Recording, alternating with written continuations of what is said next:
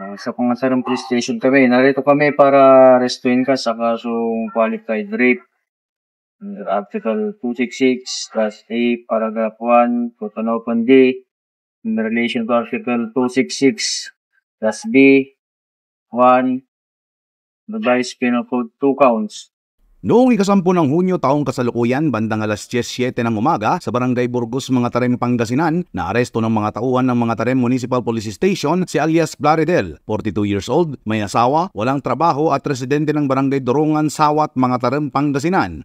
Siya ay inaresto dahil sa kasong qualified rape, 2 counts, alinsunod sa warrant of arrest na nilagdaan ni Honorable Jacqueline Martin Baliktar, presiding judge ng RTC Branch 9 Metro Manila, na ipinatupad ng Mga Tarem MPS laban sa akusado na walang inirekomendang piyansa. Ipinaalam sa naarestong tao ang kanyang mga karapatang konstitusyonal sa isang wika o dialekto na kanyang nauunawaan bago siya dinala sa Mga Tarem MPS para sa dokumentasyon.